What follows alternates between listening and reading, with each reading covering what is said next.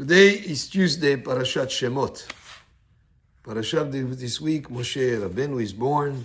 The story is known that his mother put him in the Nile River. The daughter of Paro found him, and then Miriam suggested to bring a nursing mother, which was the mother of Moshe, Yocheved. She nursed him. Then the pasuk says, "Vayigdal hayeled," and the boy grew up.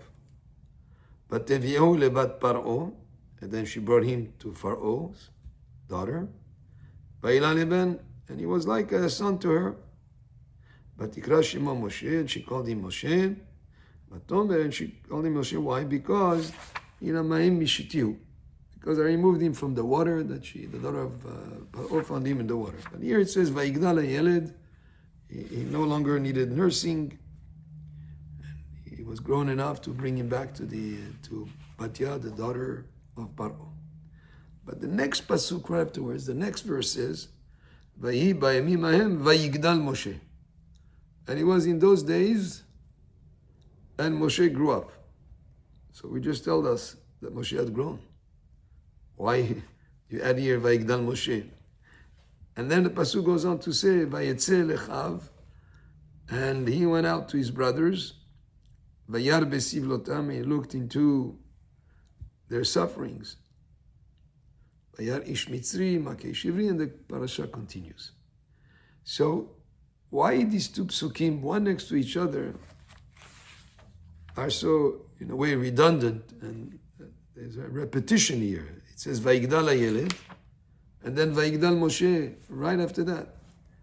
One of the explanations is Vayigdal, the first one, is he grew up, he no longer needed to be nursed. She brought him to the palace.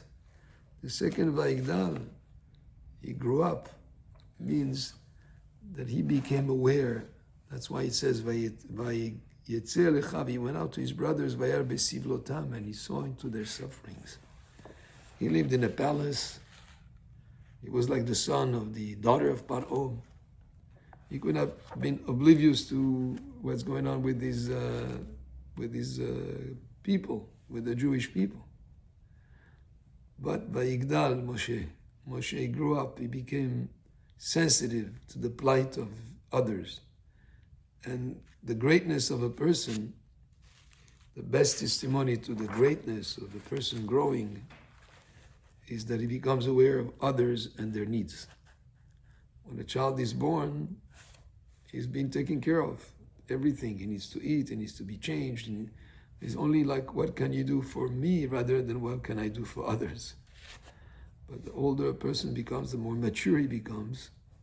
The greatness of a person is really when his sphere of responsibility, or his spheres of concern, is not just himself, me, mine, but rather what's going on with the people around me. And there's circles, whether it is my immediate family, or my community, my city, my people. And that's a sign of greatness. When a person becomes aware and concerned and takes action. There are many volunteers this week that have taken care of the needs of those who were affected by the fires. That's a sign of greatness. That's when you think not just what is it that I need for me, but what are the needs of others that I need to be concerned about.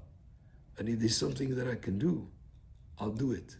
And I'll do it for others. Because after all, we come to this world not for what we can do for ourselves in terms of materially or physically or financially, but rather what we can do to help others and to contribute to those around us. So it's not really repetitions of Moshe grew. The first one is just, in terms of his age, he became where he didn't need to be nursed. He's now not just a baby, he's an adult, and now he can go back to, he's a young adult, he can go back now to Paro's palace. But the second Vayigdal is really a true sign of greatness. When he became concerned about the plight of the Jewish people, and he went there out of the palace to help them. Baruch Adonai le'olam, amen ve'amen.